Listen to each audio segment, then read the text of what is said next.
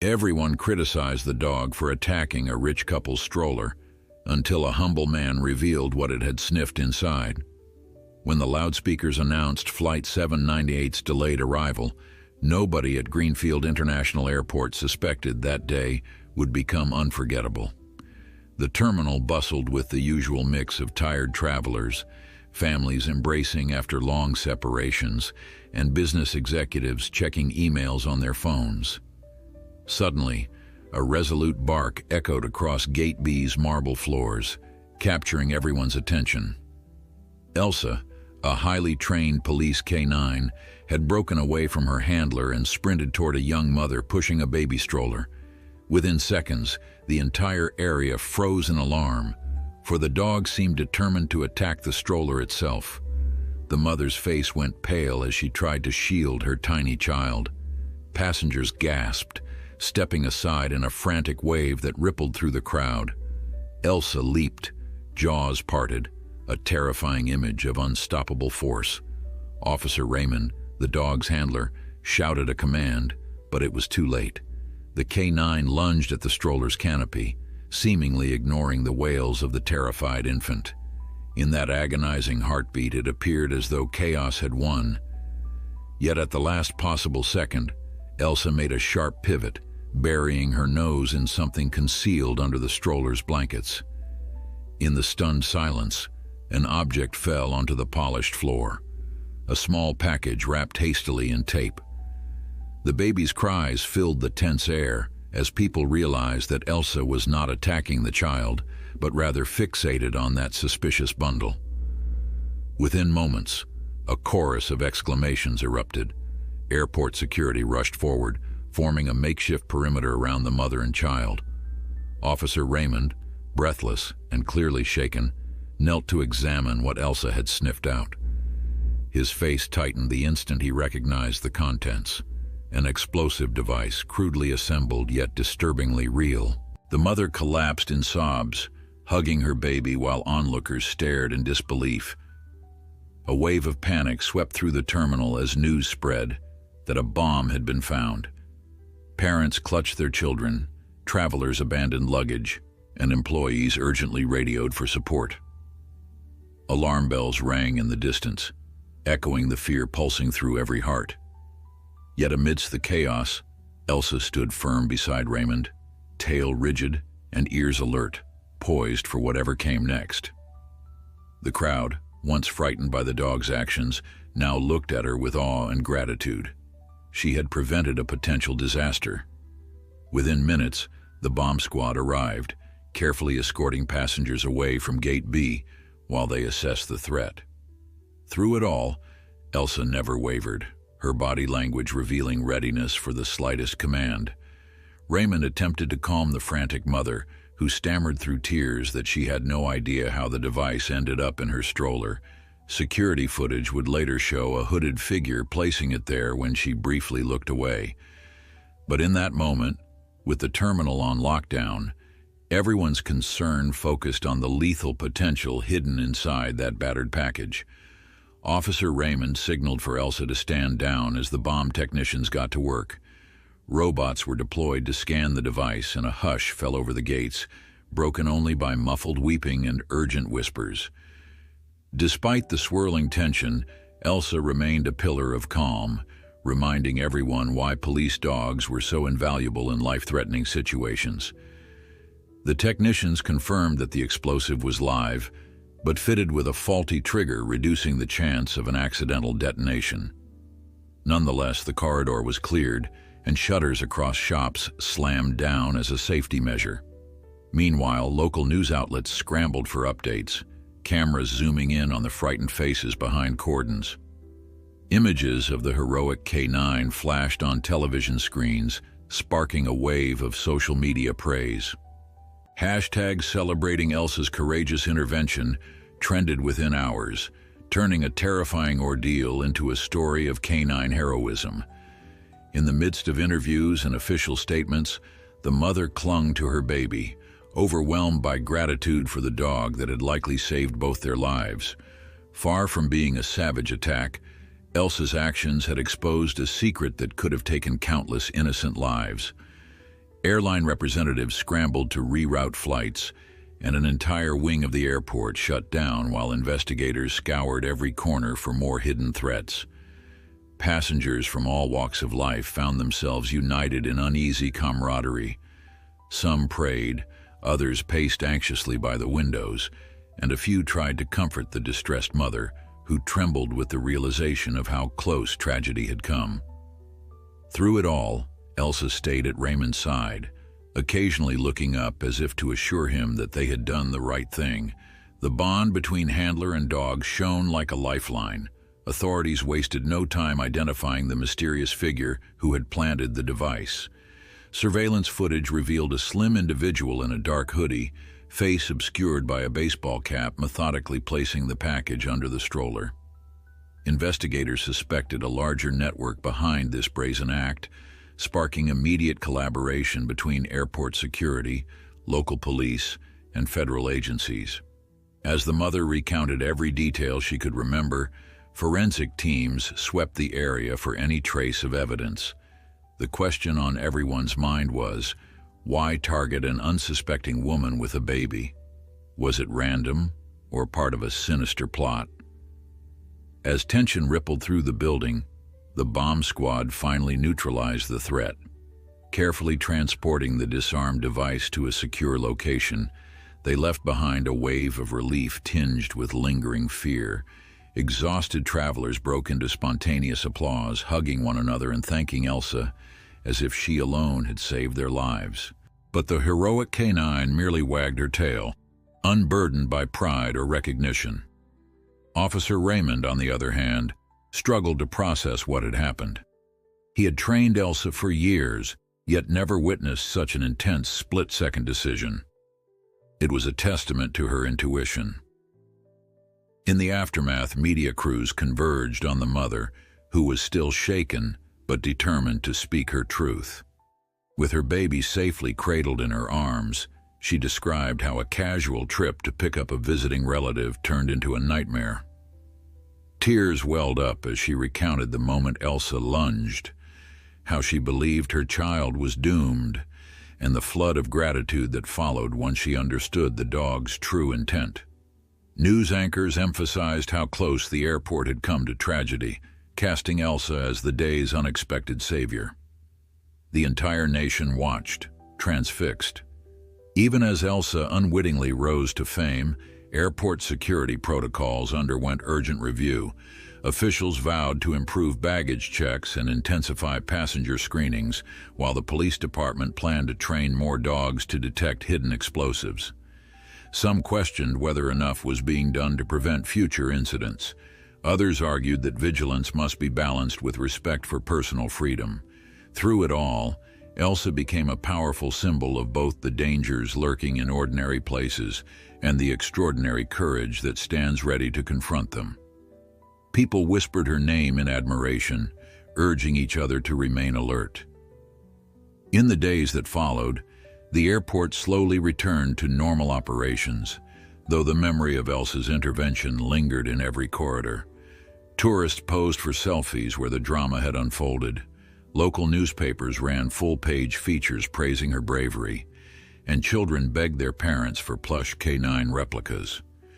Donations poured into the police department's canine unit, allowing them to expand training programs and care for retired service dogs. Amid the renewed bustle of flights departing and arriving, Officer Raymond found himself recounting Elsa's story to curious travelers. Their eyes would widen as he described the fleeting instant when she made the choice that only a well-trained, loyal partner could. Meanwhile, investigators chased leads on the shadowy figure responsible for planting the device, determined to unravel the mystery behind the baby stroller bomb. Yet one thing was already certain. A single courageous act had changed countless lives forever. Greenfield International's terminal still bore the scars of the bomb scare. Yellow tape and tightened security remained visible reminders of the drama that had seized everyone's attention just days before. Families rushed to their gates with uneasy glances, while staff spoke in hushed tones about that day when Elsa, the police K9, prevented catastrophe. In the midst of this heightened alert, Detective Clara Barnes, an experienced federal investigator known for her cool composure, arrived to take over the case. She had requested every scrap of evidence, security videos, witness statements, and especially any record of Elsa's behavior leading up to her fateful leap.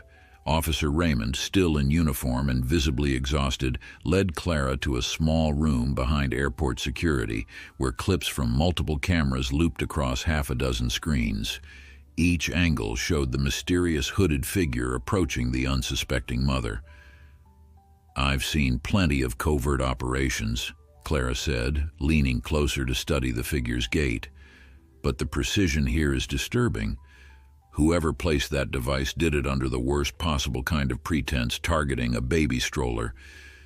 Raymond nodded, recalling how Elsa had reacted with lightning speed. She'd picked up some faint trace no one else noticed.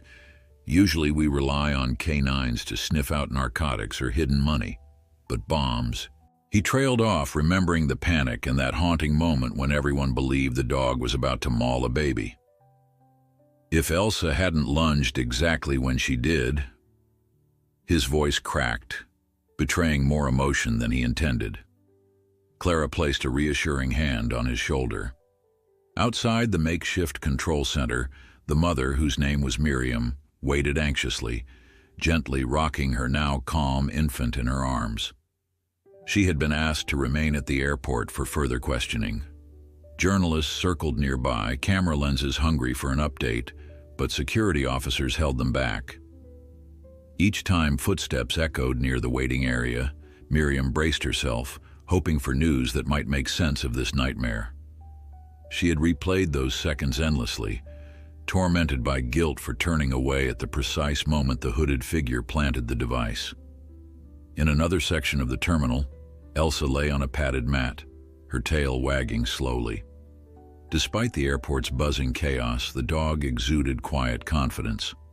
Fellow officers stopped by to praise her, offering gentle pats or an affectionate rub behind the ears. Some travelers even paused to snap quick photos, though they maintained a respectful distance. News of Elsa's heroism had spread far and wide, turning her into an inadvertent celebrity. But Elsa did not seem to notice or care about the spotlight. Her dark eyes fixated on Raymond's every move through the glass door, as though sensing his lingering concern.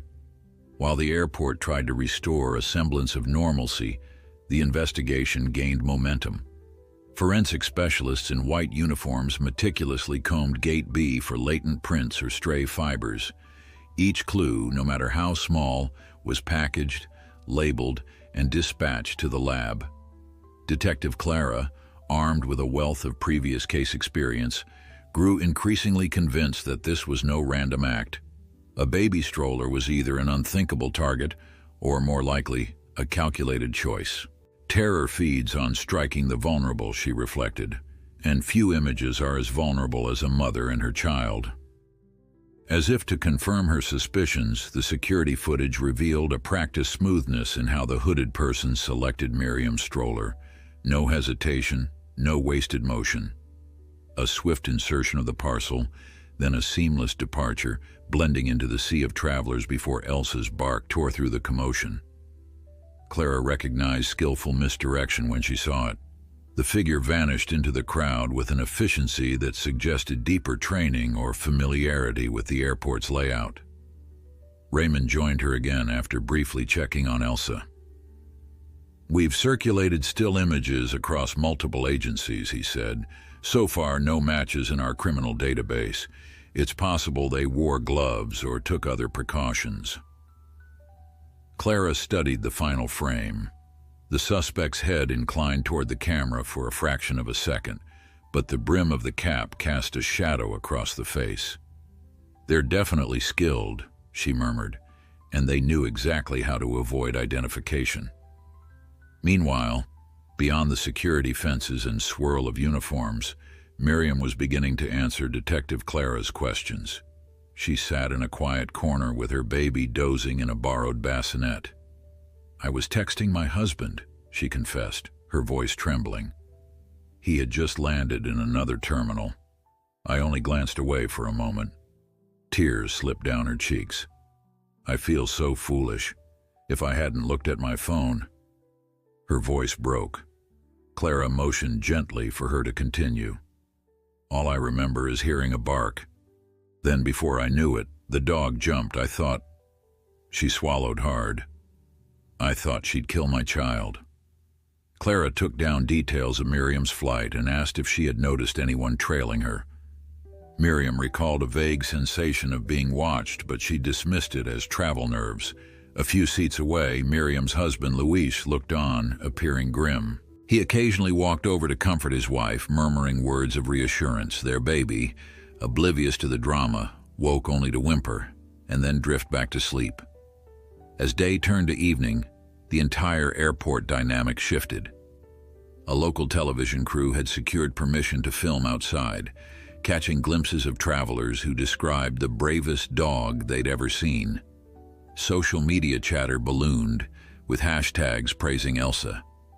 Yet the deeper question, why someone had planted a bomb in a stroller, gnawed at everyone. A swirl of rumor followed. Some insisted it was a terror cell, others believed it was a personal vendetta. Speculation grew, but facts remained elusive. At last, after hours of sifting through data, Clara and Raymond retreated to a conference room.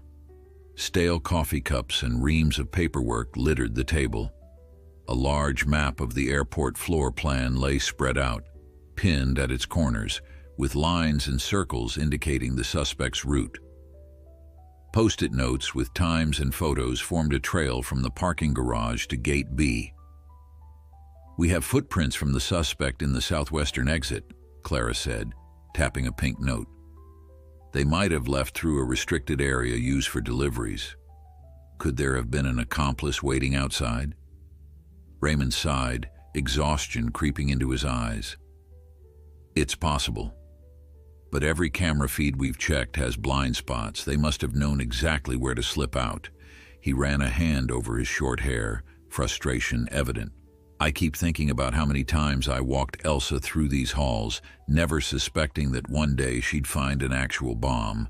We've always trained, but you never imagined the real scenario unfolding." Clara checked the clock on the wall, noticing it was past 10 at night. The terminal's bright lights glowed relentlessly. "Why don't we call it for tonight?" she suggested gently. "We've combed everything we can, and the footage from the parking garage will be ready in the morning. If we find that accomplice on tape, we'll have a new lead." Raymond glanced through the glass pane, seeing Elsa curled on her mat, eyes half closed. "Yeah," he murmured. "It's time she got some rest." Before leaving, they passed by Miriam and Luis, now nearly alone in the quiet corridor. The baby slept peacefully in Miriam's arms, a small knitted cap shielding delicate features. Once again, Miriam thanked Elsa and the entire team. "You saved my son," she whispered, voice thick with emotion. Raymond responded with a respectful nod. "She was just doing her job, but we're all grateful she did it so well." Clara, touched by the raw gratitude in the mother's eyes, gently squeezed her shoulder. "We'll find whoever did this," she promised. Stepping outside, Raymond felt the cool night breeze. The black SUV assigned to them idled by the curb, headlights casting pale cones across the pavement. Elsa hopped up into the back seat, curling up on the blanket that had become her mobile bed. Clara took the passenger seat, gingerly placing a box of files in her lap. As the car pulled away, both gazed at the airport facade. Rows of windows glittered under the floodlights, revealing silhouettes of late-night crews still wiping floors and shifting luggage carts. The drive back to the police K-9 facility was serene, though tension simmered beneath the quiet. Elsa's ears twitched with every turn, as though she sensed the swirling uncertainty in her human companions. Raymond eventually broke the silence. "That mother's face, I can't forget it. One second she thinks Elsa's about to harm her baby, and the next second she realizes that the dog saved them both." He swallowed. I wonder if she'll ever want to come near a dog again. So much trauma in one day. Clara stared at the dark streets ahead, reflecting on how fear and gratitude can coexist. I believe in time she'll see the bigger picture. Fear is strong, but the truth of what Elsa did is stronger. Sometimes the best cure for trauma is acknowledging the real heroics behind a terrifying event. Raymond exhaled softly. I hope you're right. Elsa's the reason we're not reporting a tragic outcome tonight. When they finally reached the facility, Elsa hopped down, tail sweeping side to side as she recognized familiar scents. The place was quiet, kennel lights off except for a lone bulb by the entrance. Raymond led her to her pen, though he lingered after unclipping her leash. She gazed up at him as if sensing he wanted to say something. Tentatively, he knelt. You did good, girl, he whispered, voice thick with emotion. I'm proud of you. Elsa leaned forward to lick his hand, and for a moment nothing else mattered. Not the bomb, not the footage, not the looming questions. Just a man thanking his partner for risking everything. Later that night, alone in the dormitory's modest kitchen, Raymond brewed a final cup of tea. Paperwork was scattered across the table, reports to finalize, official statements to review. On top lay a photograph of Elsa, taken at her last certification trial, mouth open in a happy pant. He remembered that day vividly, how she outperformed every other K9 in the region. Perhaps that unwavering drive was precisely what led her to notice the explosive hidden so carefully under a baby's blankets. Eventually, Raymond closed his eyes, letting his exhaustion pull him toward restless sleep. In a few hours, the investigation would resume, bringing new leads or fresh obstacles. Clara would call, the airport would reopen its busier gates, and somewhere out there, someone with dark intentions might be planning another attempt. But for now, a fragile peace lay over the city. Elsa slept in her kennel, blissfully unaware of the waves her actions had set in motion, while Miriam and her child were safe at home, clasped tightly in Luis's arms, cherishing every breath. And beyond the comforting hush of slumber, the world turned, haunted by the question of who could place a bomb in a stroller, and why. As the moonlight drifted across silent runways and deserted sidewalks, a single truth crystallized. Real danger had come perilously close to everyday life. Yet one dog's devotion had cut through the gloom, shining a light on the resilience people find when faced with the unthinkable. Tomorrow would bring new challenges, but tonight, Elsa had earned her rest, and no one who had witnessed her bravery would ever forget it. Morning arrived with an uneasy hush, the sky overcast as if mirroring the tension gripping everyone involved in the bomb investigation. Detective Clara Barnes pulled into the police K9 facility's parking lot just after sunrise, her sedan crunching gravel beneath its tires. She stepped out, briefcase in hand, and felt the cool breeze nip at her cheeks. A restless night had given way to fresh determination. Today, she intended to push every lead to its limit. Inside, she found Officer Raymond already awake, cradling a mug of coffee in the break room. Elsa dozed by his feet, ears flicking at Clara's entrance. Dark circles around Raymond's eyes suggested he'd gotten as little sleep as she had. He offered a wordless nod, then motioned toward a stack of documents spread across a nearby table. The overhead light glinted off the typed lines and mugshots clipped to corners. I checked more footage from the parking area, he said, voice low. Somebody in a matching hoodie stepped into a gray van with partially obscured plates. It pulled out just before we locked down the gates. Clara breathed in, sensing a spark of possibility. So there might be a license number or at least a partial that we can trace. He slid over a printout. We managed to catch what looks like the first two letters, PN. Could be local or out of state, could be stolen too, but it's better than nothing. Elsa stirred at the sound of the conversation, yawning as she lifted her head. Her calm gaze swept over Clara, then back to Raymond. It was as though she sensed the subtle shift from raw exhaustion to renewed focus. Clara bent down to run a hand across Elsa's neck. "Thanks for saving that child," she murmured, half to herself. Elsa let out a soft sigh and leaned into Clara's touch. Outside, the sun finally began to break through the clouds, illuminating the wide training fields behind the facility. Officer Raymond led Clara toward a side office where an older detective waited, a man named Brewer, known for his extensive contacts across state lines. The three converged over the new evidence, analyzing the possibility that the suspect was part of a larger ring. Maps of local highways, notes on suspicious vans reported in the last month, and cross-checks with other bomb scares quickly dominated the discussion. Brewer spoke in a gravelly tone, jabbing a finger at a highlighted circle on the map. "We had a tip about unregistered explosives circulating in these warehouses on the west side. Could be connected, though it might just be petty criminals. Still, the proximity is hard to ignore." Clara glanced at Raymond, who pressed his lips into a tight line. "We've also got that partial van plate. I'll see if we can link it to those warehouses. If something lines up, we'll move." They agreed to split tasks. Clara would liaise with the bomb squad for a deeper analysis of the device that Elsa found, while Brewer ran the partial plate through every known database. Raymond, who needed to remain close to Elsa, would contact the precinct's intelligence unit for any parallel leads. Satisfied they had a plan, each gathered the necessary files.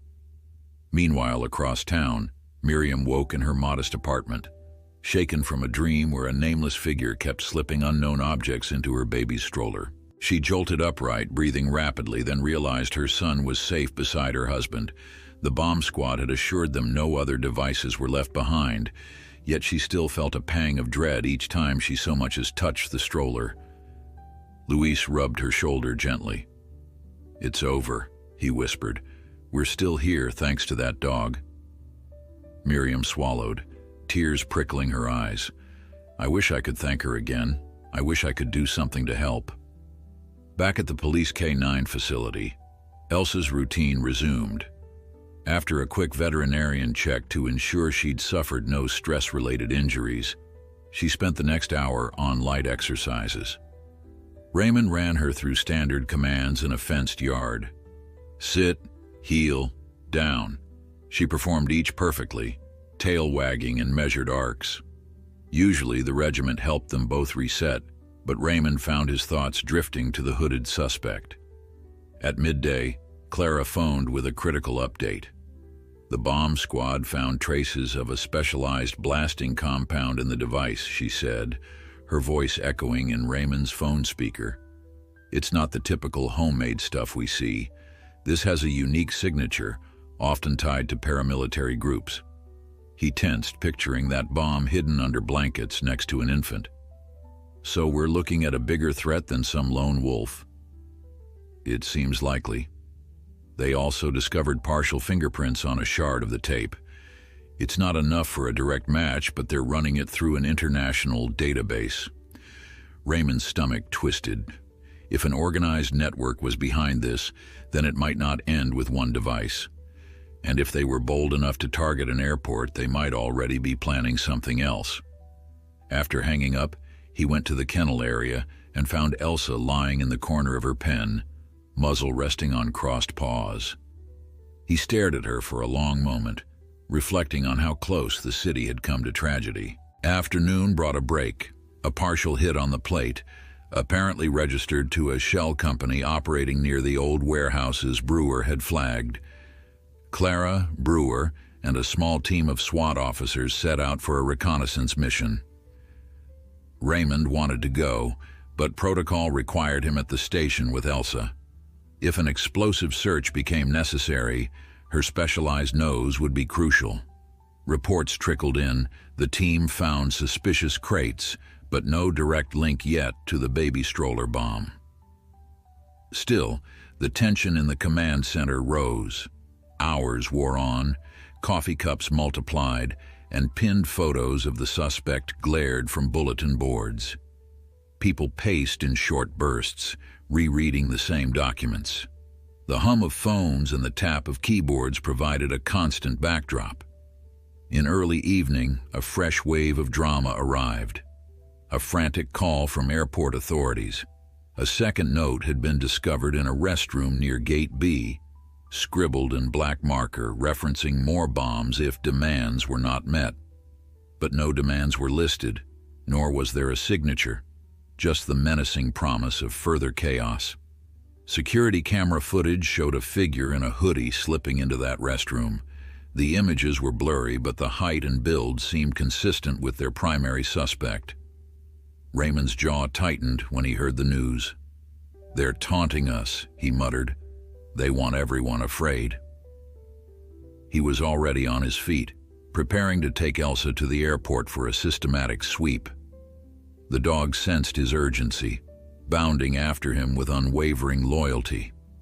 Within minutes, they pulled up to the same arrivals curb where countless cameras had once snapped photos of Elsa's heroic act.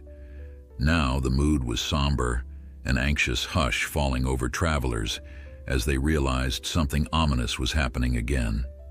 Clara arrived as well, stepping out of an unmarked sedan with an air of controlled frustration. "We can't shut the place down again without concrete evidence of another device," she said. "But let's do a quiet search. If there's anything suspicious, Elsa will find it." They started near Gate B, retracing Elsa's steps from the day of the incident. The corridors were busy, but not as packed as usual. Airport staff guided them discreetly, ensuring minimal disruption. Elsa zigzagged across tile floors, sniffing methodically at trash cans, under seats, and around potted plants. Each time she paused, Raymond felt a spike of tension, only to see Elsa trot onward. So far, no signs of explosives. Yet the note's threat hovered like a dark cloud over every step. As the search extended, they checked restrooms, maintenance closets, and even restricted employee hallways. Each time Elsa emerged, her posture remained calm. Security took this as a good sign, but no one dared relax fully. Clara split off to gather statements from employees who might have witnessed the hooded figure. She found a custodian who recalled seeing someone frantically scribbling on the wall, but no one had gotten a clear view of the suspect's face. A wave of frustration built. There were so many near sightings, so many blind spots. Eventually, Elsa finished scanning the final corridor without incident. Raymond crouched to give her a moment's rest. Cameras flashed from a distance, news reporters hoping for a snippet of drama. Elsa, oblivious to her celebrity, simply nuzzled Raymond's hand. They returned to the main concourse where Clara stood with the airport director, deep in conversation. The director, a short, wiry man named Horner, seemed torn between panic and relief. "So there's no second device?" Horner asked, adjusting his tie nervously. "We haven't found anything," Raymond confirmed, glancing at Elsa. "Though we'll keep an eye on any suspicious activity. Meanwhile, the note remains a concern."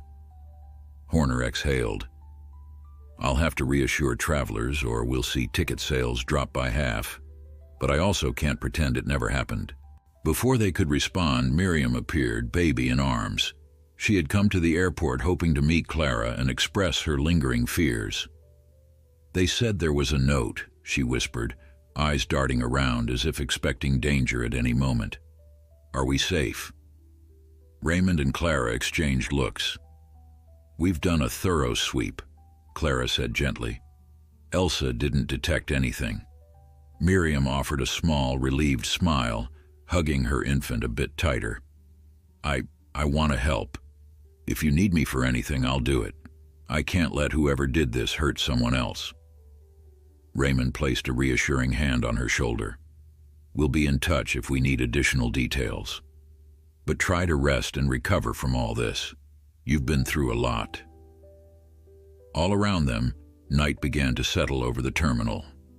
Voices echoed as departing travelers hurried to gates, and tired arrivals sought baggage claim. The airport resumed its ceaseless dance, overshadowed by the threat of an invisible menace. Elsa padded quietly, receiving occasional murmurs of thanks from staff. Outside, the press huddled behind barricades, hoping to capture footage of the famed K9 once more. But the question on every mind, where was the hooded suspect and would they strike again, remained painfully unanswered. Detective Clara's phone buzzed, revealing a text from Brewer. "Nothing at warehouses. Keep digging." She pursed her lips, dread nibbling at her composure. As Raymond guided Elsa toward the waiting patrol car, he glanced back at the glass doors, reflecting rows of fluorescent lights. This was where everything had nearly gone wrong. Although no second bomb was found, the ominous note made it clear that they were dealing with someone bold enough to taunt law enforcement. Soon, a game of cat and mouse would escalate, and a single dog's nose, however extraordinary, might not be enough. Still, as Elsa hopped into the vehicle, Raymond placed his trust in her abilities. She had saved a life once. Perhaps she would do it again, if they could only find the culprit before fear turned into an even deadlier reality. With that hope fueling him, he pulled away from the curb, letting the hush of the night close in behind them, uncertain of what morning would bring, but ready to confront it head-on. Gray dawn hung over the city as Detective Clara Barnes scrolled through a fresh batch of surveillance stills.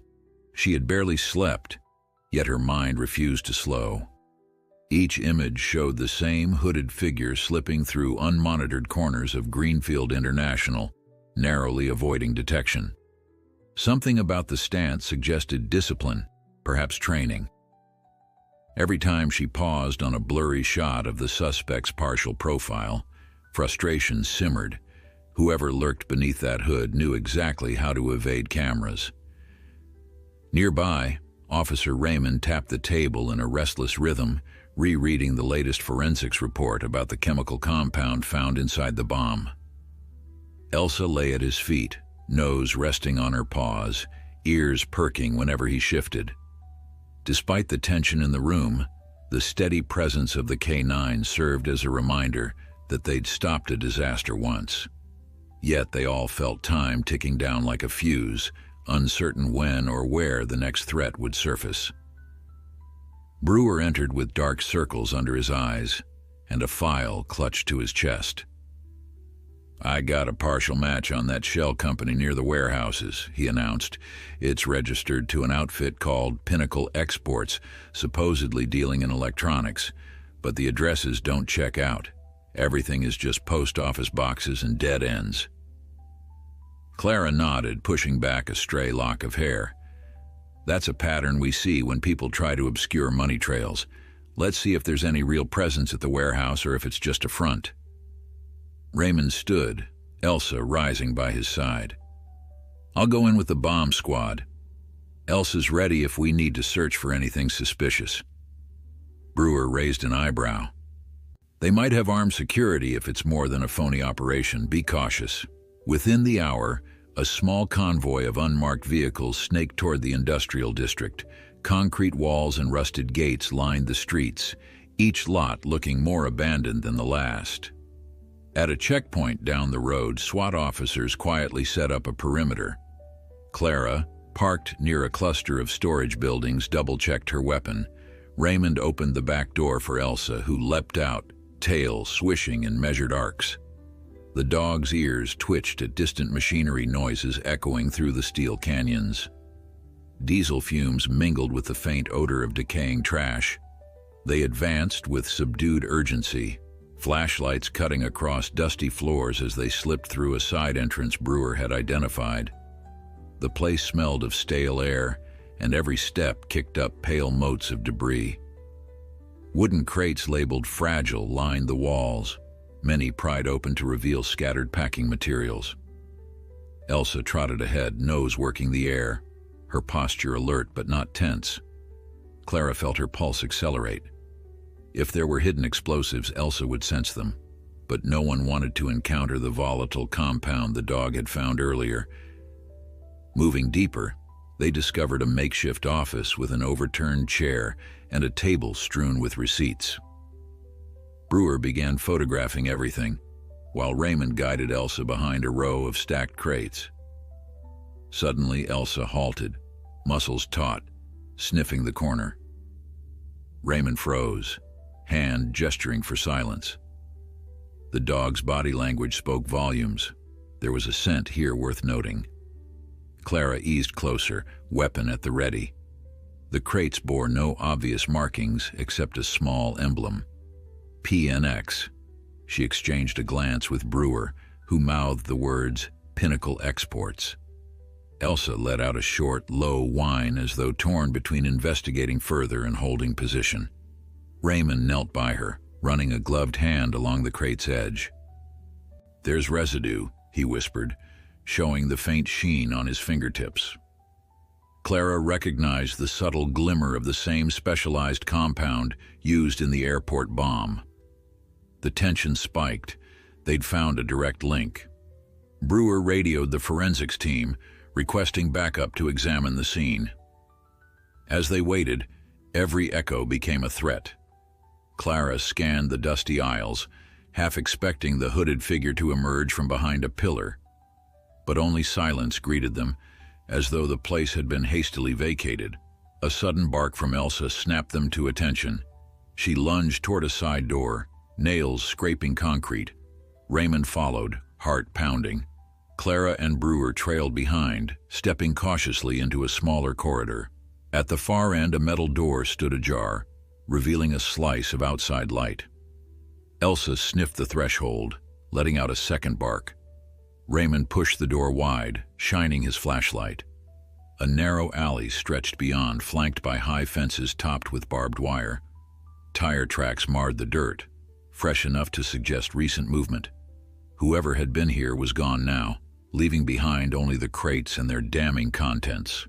They secured the warehouse, marking evidence and calling for a thorough sweep. As the forensics unit arrived with cameras and chemical test kits, Clara dialed her phone to relay the breakthrough. The conversation was brief. The lab tech recognized the compound's composition and confirmed it matched residue from the airport device. They'd stumbled onto what appeared to be a staging area for something bigger. Brewer, overhearing, shook his head in disbelief. Why target an airport with a stroller bomb? And now we find enough leftover materials to suggest a more extensive operation. Clara swallowed her trepidation. We're dealing with a group that wants maximum fear for minimum effort. Using a baby carriage ensures an impact on public psychology. Raymond watched Elsa sniff the perimeter. He remembered the airport rumor that the device had been a diversion for a bigger plot. We need to confirm their real agenda. If they placed that bomb just to show they could, what's their next move? Tired lines creased his forehead. The dog looked up at him as if reading his worries. Slowly, he crouched and stroked her thick fur. "We'll figure it out, girl," he said softly. "We just have to stay one step ahead." Night had fallen by the time they wrapped up on site. Clara insisted on driving back alone, mind spinning with questions. The few scraps of evidence, mysterious crates, partial license plates, an unused stock of advanced explosives, pointed to something carefully orchestrated. She pictured Miriam's tear-streaked face, determined to assist however she could, yet how could a terrified mother help dismantle a cell of unknown scope? Meanwhile, Raymond dropped Elsa at the K9 facility, letting her rest before another day of potential chaos. Officers who saw them arrive offered quiet nods of respect. Word had spread that the dog's instincts had led to the biggest lead so far. Already, rumors circulated of promotions for both Handler and K9, but Raymond scarcely cared about accolades.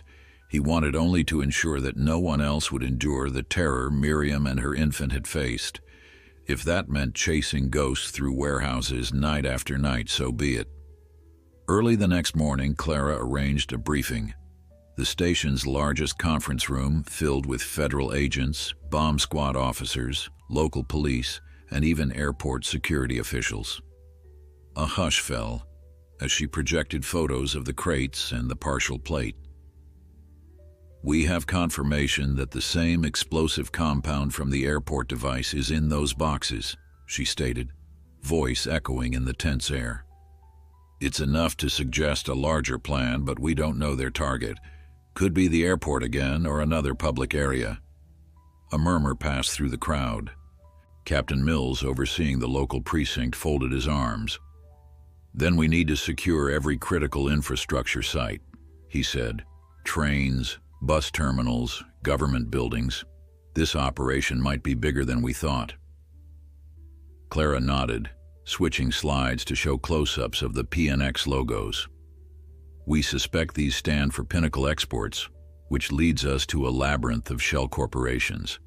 Our next step is to track the money, find who's funding this." Raymond shifted in his seat beside Elsa, whose ears perked at the mention of anything that might imply action. He raised his hand. "If they're bold enough to threaten the airport and leave a note implying future bombs, we must assume they'll strike soon. Our best asset is Elsa and the rest of the K9s for advanced sweeps. We can run random checks in heavy foot traffic spots." Mills agreed, scribbling notes. "Do it. We'll coordinate with local authorities for large-scale searches, but watch for false alarms. We can't sow panic." When the briefing ended, Clara joined Raymond outside. The corridor buzzed with tense chatter. "I'm heading to the Financial Crimes Division," Clara said. "See if they can piece together the money trail." "You?" He stroked Elsa's head. "We'll work with uniformed teams, start with major stations. If any trace of that compound is out there, we want Elsa to find it before it's a crisis." Clara hesitated, then placed a hand gently on Raymond's shoulder. "Take care. I know you're not sleeping. Don't let fear eat you alive." He managed a small smile. "I won't if you won't." Elsa nudged his leg, as though to remind him they had a mission. With that, they parted ways, each resolved to do whatever it took to stop another attack. By noon, Elsa had searched 2 busy train stations, trotting alongside Raymond under neon timetables and streams of commuters. Passengers stared, some with curiosity, others with anxiety. The dog's presence evoked memories of headlines, "Hero K9 saves infant," and the rumor that more bombs loomed. On an overhead monitor, a breaking news segment showed Miriam tearfully thanking Elsa during an interview. Raymond wondered if the public outpouring of support might rattle the culprits, or if such attention only fueled their desire for a bigger display of terror. Elsa froze beside a storage locker near the second station's exit, inhaling deeply. Raymond's stomach lurched, mind racing with the possibility of hidden explosives. But after a moment, Elsa relaxed. Perhaps residual traces from something else, fertilizer or cleaning chemicals. They pressed on, methodically checking trash bins and quiet corners, turning up nothing. Each false alarm chipped at Raymond's nerve, yet also stoked the uneasy relief that they hadn't uncovered another device. In the late afternoon, Clara called with a possible break in the financial data. The shell companies traced back to an offshore account belonging to an organization with rumored extremist ties. Raymond listened intently on speaker as Elsa sat at his feet. "They might be connected to a movement seeking political leverage," Clara explained. "We're not sure. The details are murky, but it's enough to confirm that we're up against more than a single fanatic." Raymond closed his eyes, picturing that gray van, the hooded figure, and that baby stroller. "We'll stay ready," he promised. As he hung up, Elsa lifted her chin, almost sensing his resolve. They had no clue where the next confrontation would occur, but from the lines of worry etched across every official's face, it was clear that time was running out. Detective Clara Barnes awoke to an onslaught of new alerts clamoring on her phone. She skimmed each message, her heartbeat accelerating with every line of text. Financial crimes had dug deeper into Pinnacle Exports overnight, uncovering international transactions that led to small but telling deposits in various accounts across the country. Though the amount seemed modest, their distribution implied a network, people receiving instructions or payments in multiple cities. For Clara, this confirmed that the airport scare was just the opening move in a more complex scheme. She left her apartment in haste, ignoring the half-finished coffee on her counter. A pale sun tinted the sky as she arrived at the station, bypassing the usual pleasantries. Inside the main lobby, she found Brewer pacing near the reception desk, tapping a manila folder against his hip. "I've flagged half a dozen suspicious individuals linked to these accounts," he said without preamble, offering the folder. "Most have no direct criminal record, but the pattern's too neat to be coincidence." Clara flipped through the sheets, each profiling a person from different walks of life. A trucker, a security guard, a freelance photographer, a shipping clerk, a college student. "They're everywhere," she muttered. "If these are operatives or couriers, we're dealing with a finely dispersed chain." Brewer nodded. "We sent bulletins to local stations in each area. If they cooperate, we might see movement that points us to the ringleader." Meanwhile, Officer Raymond had started his day at the K-9 facility, where Elsa greeted him eagerly. She seemed well-rested and even playful, thrusting a rubber ball at his feet before her daily training session. He knelt to pat her flank, recalling how close they'd come to tragedy and how she'd thwarted it. He would never again underestimate her instincts. Within minutes, he and Elsa were en route to the station for a multi-agency briefing. The moment they arrived, staff gravitated toward Elsa, murmuring gratitude and curiosity. Raymond led her through the corridors, passing bulletin boards plastered with the hooded suspects' blurred images. At the briefing, Captain Mills opened with an announcement. The Department of Homeland Security had taken an interest in the case. Clara exchanged a loaded glance with Raymond. Federal oversight could mean more resources, but also more red tape. Mills cleared his throat, pointing to a city map tacked to the wall. "After last night's discovery at the warehouse, we must assume additional explosives are already in circulation. We can't guarantee the next target, but intelligence suggests an attack, timed to create maximum impact." One by one, officers reported on their assigned tasks. Brewer outlined the financial angles, describing how small sums of money traveled from a foreign account to carefully chosen individuals. Another detective discussed the potential recruitment of insiders at transportation hubs. Clara then shared her suspicions. The group orchestrating these maneuvers aimed to unleash fear through unpredictability.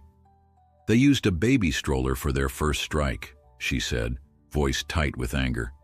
"That wasn't just convenience, it was a statement." When the meeting ended, a heaviness settled over everyone. The usual bustle of conversation gave way to murmured urgency. Raymond crouched beside Elsa near the exit, adjusting her collar. Clara found him there, letting out a long breath. "We'll need your help again," she said softly, glancing at Elsa. "I have a feeling this won't end with just sniffing around train stations. They might target smaller, less guarded locations this time." Raymond's gaze hardened. "Whatever it takes." Elsa watched them both, ears swiveling as though she understood every word. Together they exited, stepping into a world made uneasy by intangible threats. Clouds drifted overhead, casting fleeting shadows across the city streets. While Clara coordinated with federal agents, Raymond and Elsa returned to the airport for an unexpected request. The management, nervous about staff morale, had asked if Elsa could do a brief demonstration for airport employees. Many still reeled from the near disaster, and seeing the dog in action might restore confidence. A cluster of baggage handlers, gate attendants, and ticket agents gathered in a roped-off area of the terminal. Raymond had Elsa perform standard detection tasks on planted harmless decoys. Despite her serious focus, Elsa's calm approach visibly reassured people. Applause broke out when she located a hidden sample in a duffel bag. Afterward, a hush fell as Miriam stepped forward, baby cradled in her arms. Though she wore a brave smile, anxiety lingered in her eyes. She knelt and extended a trembling hand toward Elsa, who sniffed gently before pushing her muzzle into Miriam's palm. In that moment, something inside Miriam seemed to ease. Tears welled as she stroked Elsa's head. "Thank you," she whispered again, voice cracking. "You saved my child." Some employees dabbed their own eyes. Even Raymond felt a lump forming in his throat. Elsa merely accepted the touch with quiet grace, a living symbol of resilience. Amid the raw emotion, Officer Raymond spotted a figure standing near the back, wearing an airport ID badge, but watching intently. Instinct prickled at Raymond's mind. There was something off about how this person studied Elsa. But before he could approach, the figure melted into the dispersing crowd. With so many employees, a quick search proved futile. Raymond wondered if it had been a random bystander or someone with deeper motives. He mentioned his suspicion to Clara, who tapped out a note. "Keep an eye on that," she said. "If this network has infiltrators, they'll be looking for vulnerabilities." That thought made him uneasy. The crowd had pressed close to Elsa, and anyone with ill intent could have done something in that moment. He reminded himself that they'd all been safe, at least for the time being. A few hours later, Clara contacted him with alarming news. A local shipping business had reported a suspicious crate stenciled with the same PNX letters. The shipping clerk refused to open it without official presence, claiming the instructions were unusual and insisted on secrecy. In minutes, Raymond and Elsa were speeding across town. They arrived at a low-slung building of corrugated metal, located in a neglected industrial zone. Clara was already there, conferring with the shipping clerk behind a police barricade. The clerk looked rattled, gesturing to a forklift that had moved the crate to a vacant lot behind the warehouse. Elsa sprang from the vehicle, nostrils flaring as she sniffed the air. The perimeter was cleared, and a bomb squad robot prepared to investigate. But Elsa's acute nose could detect chemical traces far sooner than any mechanical sensor. She padded methodically around the crate, muzzle grazing the edges. Raymond stood back, pulse drumming in his ears. When Elsa paused and let out a low whine, everyone froze. The bomb squad leader signaled his team to halt. Another device seemed likely, and this time it could be bigger. They moved quickly, placing protective barriers around the crate. Elsa was guided back to safety, though her posture remained tense, as if reluctant to leave an unfinished task. The bomb squad's small tracked robot approached, its camera eye scanning the crate for wires or triggers. Clara stood beside Raymond, arms folded, tension etched across her features. "If there's a significant amount of the same compound," she said quietly, "this could blow half the block." He nodded, recalling the battered package Elsa had uncovered days ago. This group didn't appear to do anything halfway. Minutes stretched into an excruciating wait. The robot's feed showed wiring and a keypad taped to the inside of the crate, enough to confirm the presence of an active mechanism. The technicians carefully neutralized it using a disruptor device, culminating in a muffled pop. Everyone exhaled at once. Another catastrophe avoided, because someone spotted the PNX label and sounded the alarm. Raymond rubbed Elsa's ears. "Good job," he whispered, even though she hadn't physically disabled the bomb. Her vigilance had led them here, in a sense. Media vans soon converged, reporters jostling for vantage points behind yellow tape. Word spread that the same extremist group behind the airport bomb might be responsible. Anxiety thickened, swirling through the city in relentless waves. Clara suspected the bombs were intended for a staggered attack, timed to happen in multiple places. The suspects had miscalculated by leaving the crate in a shipping route where suspicious instructions roused the clerk's doubts. "They're adapting," she told Raymond as they stood aside from the cameras. "We have to adapt faster." By evening, the news cycle blared with updates. 2 bombs discovered, both linked to PNX. Talk shows debated terror tactics, and pundits speculated on motives. Some insisted it was a politically driven cell. Others speculated about money laundering on a grand scale. Each theory stoked public fear, but the official stance was that law enforcement had matters under control. Privately, Clara and Raymond knew they'd only scratched the surface. If the group behind Pinnacle Exports was orchestrating widespread attacks, they might still have unknown weapons stashed in unsuspecting spots. While the bomb squad hauled the neutralized device away for further analysis, a hush settled over the deserted lot. Raymond let Elsa roam a safe distance, her sharp nose gleaning any leftover traces. She found a small scrap of cloth tangled in barbed wire near the fence. Raymond crouched, retrieving it with tweezers. The cloth bore faint letters, possibly part of a patch torn from someone's uniform. Clara sealed it in an evidence bag, eyes alight with fresh determination. In the deepening twilight, they returned to the station, mentally rehearsing the next steps. Clara would push the cloth fragment through forensics. Brewer would expand the suspect list from the financial data. Raymond would keep Elsa alert for fresh calls of suspicious crates or packages. Each left the other with a subdued farewell, both aware that the city's safety hinged on what they did in the coming hours. Another day had ended without disaster, but the clock on the next strike was ticking ever louder. Detective Clara Barnes sat hunched over a cluttered desk in the dim forensics lab, watching as a technician gently lifted the scrap of cloth using a specialized clamp. Beneath the bright lamp, its tattered edges revealed faint traces of lettering, maybe half a logo or a name. She thought back to the barbed wire fence near the crate labeled PNX. Someone had torn a portion of fabric while fleeing, leaving a clue that might connect them to the broader network. Right now, every fiber and speck mattered. Tension coiled in Clara's stomach as the technician carefully swabbed the cloth for possible DNA. If they got lucky, it could unmask an accomplice who was moving bombs around the city. Officer Raymond hovered by the doorway, arms folded, trying to read Clara's expression. The faint hum of fluorescent lights buzzed overhead, and Elsa lay at his feet, muzzle resting on the linoleum floor.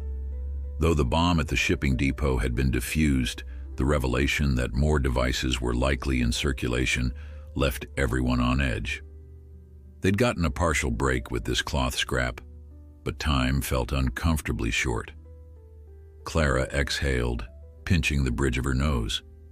Ever since the airport incident, it seemed each day introduced another piece of a dangerous puzzle.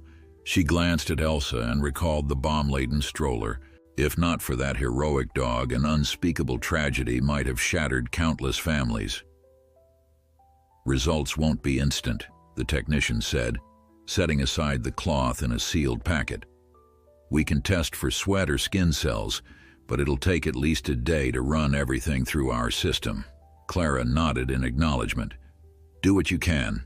Let me know the moment anything turns up." She shut her laptop and rose, ready to brief the rest of the team. In the hall, she and Raymond exchanged quiet words. "We have the shipping clerk's testimony about the crate instructions," Clara said, scrolling through her phone. "He mentioned a man who paid in cash, insisted on no signatures, and got agitated when asked routine questions." Raymond frowned. That could match the suspect list Brewer compiled, the shell company and its local operatives. Elsa trotted alongside them as they left the lab and moved toward the main precinct bullpen, where phones rang nonstop. Agents and officers zipped by, carrying stacks of documents or murmuring updates. Brewer stood by a map pinned with color-coded tacks, each one marking a discovered bomb or a known safe house. "Clara," he called, waving them over. "We've just had a tip. A second shipping company found a suspicious order with PNX stamps. requesting direct transit to a farmland on the outskirts. They say it's large cargo, but no one's there to accept it. Might be a front. He tapped the map's edge, where a dirt road led to a region dotted with barns and silos. Clara felt her heart skip. Could the group be stashing explosives in a rural area, far from prying eyes? Raymond exchanged a glance with Elsa. "We'll check it out," he volunteered. "I'll bring a small team with us. We can't let them move these crates around uncontested." Brewer nodded, adding a note to the board. "Be careful. If they're setting traps, a farmland would be the ideal place. Lots of open space, minimal witnesses." Clara silently agreed. She saw the stress lines deepening on Raymond's face. He was determined to protect everyone, but the burden on his shoulders was immense, especially with Elsa effectively on the front lines. "Coordinate with me on the radio," she said. "I'll stay here to manage any new intel. If something feels off, call for backup immediately."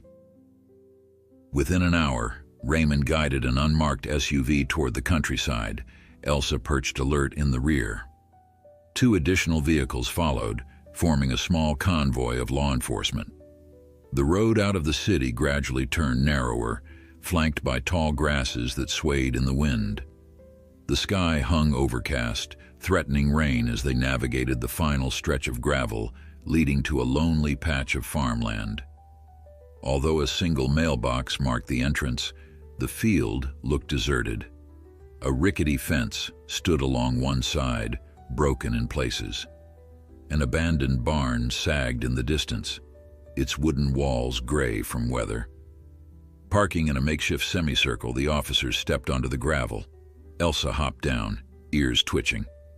Raymond signaled for caution, and the team spread out. They approached the barn carefully, scanning for movement. The wind stirred dust across the yard, and a few crows squawked from the fence posts. No sign of the suspicious crate. One officer used binoculars to check for signs of tire tracks or fresh footprints. "There's some kind of path leading behind the barn," he reported in a low voice. "Could be where a vehicle offloaded something." Elsa suddenly lifted her nose, tail going rigid. She took a few eager steps forward, sniffing the air. Raymond immediately tensed, recognizing her shift to a detection stance. The other officers sensed it too, turning attention to wherever Elsa's focus lay. She began trotting methodically toward a cluster of hay bales stacked behind the barn's side wall. The group followed, hearts pounding. As they neared, a strong chemical odor pricked Raymond's nostrils, an acrid tang reminiscent of the warehouse. Elsa froze at the bales, letting out a single sharp bark. Carefully, they peeled back layers of hay to reveal a battered wooden crate bearing the letters PNX. One officer radioed dispatch, reporting they might have found an explosive device. Another team member fetched the bomb squad kit, preparing a portable disruptor. Raymond gently guided Elsa back several yards, ensuring she stayed safe. He'd seen enough bombs in the last few days to avoid complacency. A hush fell as the first officer examined the crate for wires or triggers.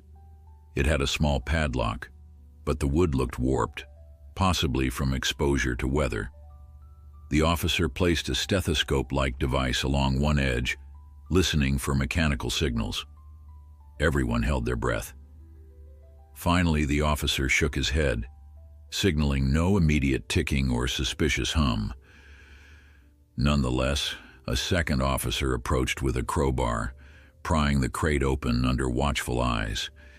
Inside, they found sealed sacks of what looked like fertilizer mixed with a grayish substance. Right away, they recognized the advanced compound used in the airport device. "They're stashing materials out here," someone muttered, voice tight. "Could be enough to build multiple bombs." Swiftly, the team secured the crate, carefully removing the substance for disposal. Elsa paced, anxious but steady, as if awaiting further instructions. Raymond soothed her, aware that the dog picked up on the tension pulsing through the officers.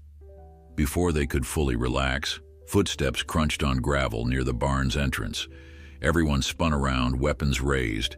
A tall figure wearing a baseball cap froze mid-step. "Who are you?" barked one of the officers. In a trembling voice, the figure responded, I'm the caretaker. The property owner pays me to watch over the barn." Another officer demanded ID. Glancing nervously at the array of badges and guns, the man produced a worn driver's license. The name was unremarkable, but the group wasn't convinced. Why show up right when they discovered suspicious crates? Raymond motioned for the man to lower his cap, revealing a weathered face with twitchy eyes. Elsa approached, sniffing at his boots. He recoiled slightly, which only heightened suspicion. "We'll need you to answer some questions," Raymond said firmly, gesturing him to step back from the barn. The caretaker stammered that he knew nothing about any crates or chemicals, insisting he'd come just to feed stray cats. No one found that plausible. Not with the timing. The caretaker's shifting gaze suggested he was assessing escape routes. As they pressed him for details, he offered jumbled answers. He claimed the property owner contacted him via text, paid in cash, and rarely visited. He denied knowledge of PNX, yet the tension in his voice gave him away. Each question brought more half-truths.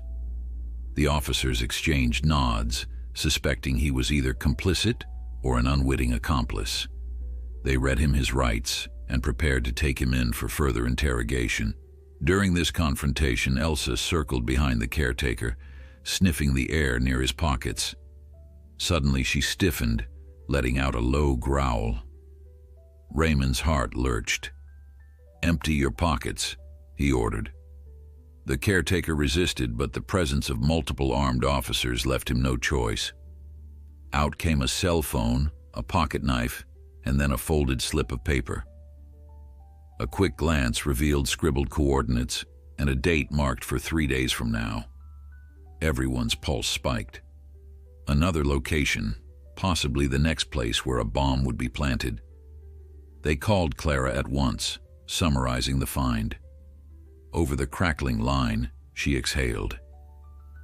"Coordinates? Let me run them through the system. Stay on site until we confirm." The caretaker squirmed, insisting he was just following instructions. But with a potential new target at stake, no one believed in coincidences. Officers placed him in cuffs and loaded him into a patrol car. The tension receded slightly, replaced by grim determination. Elsa followed Raymond toward the SUV, her keen eyes never straying from the caretaker until the vehicle pulled away. 10 minutes later, Clara called back, breathless. "The coordinates are in a wooded area just west of the city. There's a campsite there, popular with hikers. If they're planning an explosion among unsuspecting campers, it could be horrific." Raymond felt a surge of anger at the thought of families around a campfire, oblivious to a hidden bomb.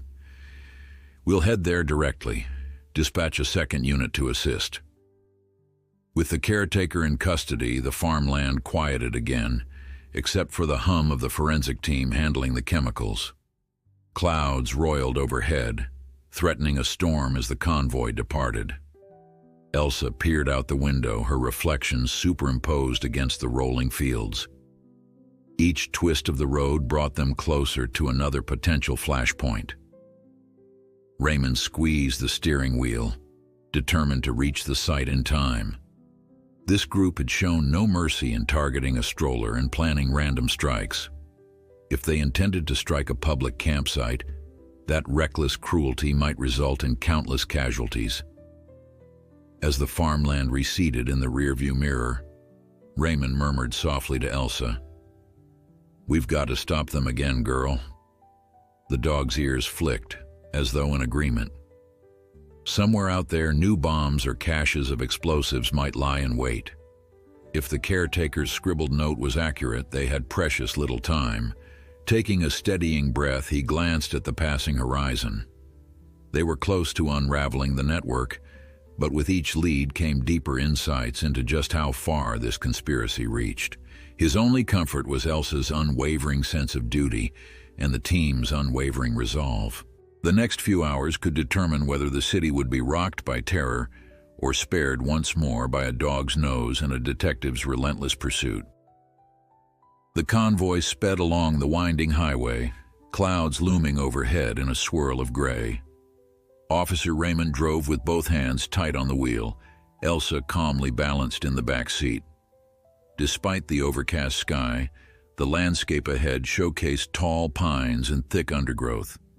The location shared by the caretaker pointed them toward a public campsite popular with families and hikers. Concern weighed heavily on everyone. If the extremist group intended to strike here, they could cause devastation among unsuspecting campers. Raymond pressed on the accelerator, mindful of the diminishing daylight. A second SUV followed closely, carrying 2 more officers and a bomb disposal technician on standby. Each vehicle's radio crackled with updates from the command center. Detective Clara Barnes remained behind, orchestrating additional resources and analyzing the caretaker's phone records.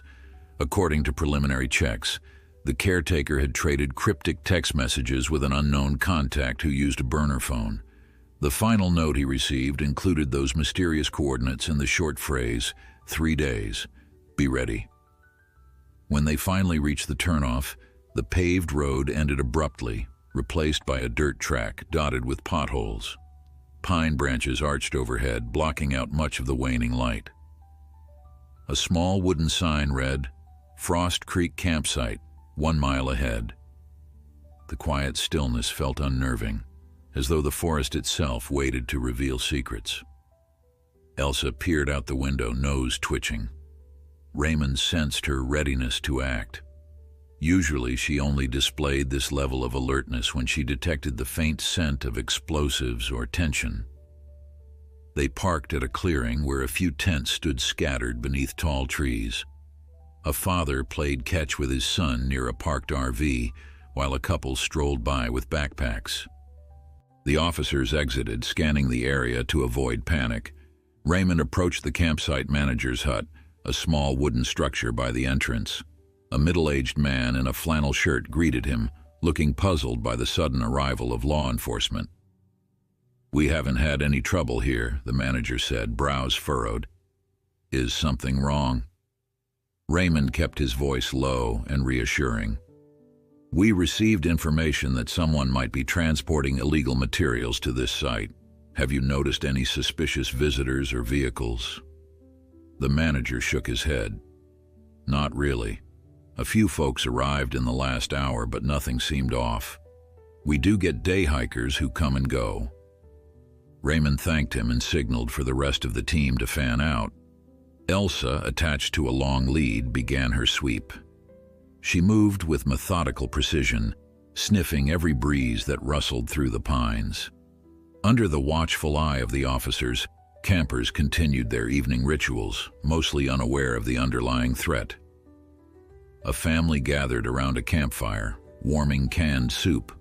Further away, 2 teenagers practiced archery near a makeshift target.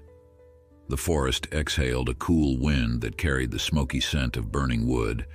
Elsa's nose twitched faster whenever she passed a campsite cooking area, but no alarm manifested. Raymond's heart pounded with each step, bracing for the moment she might freeze and bark the way she had at the barn. A uniformed officer named Phillips accompanied them, carrying a notepad to document any leads. He chatted quietly with a few campers, asking if they'd encountered unfamiliar crates or packages. Most responded with confusion, some with mild annoyance. The uneasy sense that a hidden threat might lurk nearby hung in the air. Then, Elsa abruptly paused near an old, battered SUV parked under a pine. She sniffed the tire wells, tension rippling along her shoulders. Raymond felt adrenaline surge. He waved for Phillips to stand by while he approached the vehicle's rear. Elsa let out a low whine, stepping back and glancing at Raymond as if inviting him to investigate. Carefully, they checked the back window, seeing a jumble of camping gear, a rolled sleeping bag, old blankets, and a cooler. Nothing overtly suspicious. Nonetheless, Elsa kept fixating on the back bumper. Phillips radioed the bomb tech, who strode over with a small detection wand. The device hummed softly as he swept it along the trunk. Initially, it registered no abnormal signals. Elsa's ears flattened and she nudged Raymond's leg again. Raymond decided to run the SUV's plates. Within minutes, dispatch confirmed the registration matched a local address. The name on file wasn't flagged, so it didn't align with known suspects. Still, Elsa wouldn't lose interest. Phillips knocked politely on the nearest tent. An older man unzipped it, blinking in surprise at the uniformed presence. "That your SUV?" Phillips asked. "Yes, sir," the man replied. "Is there a problem?" Raymond observed him carefully. He looked genuinely perplexed. The man offered to open the vehicle, rummaging inside to reveal camping supplies and leftover groceries. Elsa sniffed every inch but soon backed off, apparently satisfied enough to show no further alarm. They continued searching the campsite's perimeter. Over half an hour elapsed without further sign of suspicious materials. As the sun dipped lower, painting the sky with streaks of orange, tension slowly gave way to relief. Perhaps the caretaker's note implied a plan that had not yet been put into motion. Or maybe the group realized the caretaker had been compromised and canceled the delivery.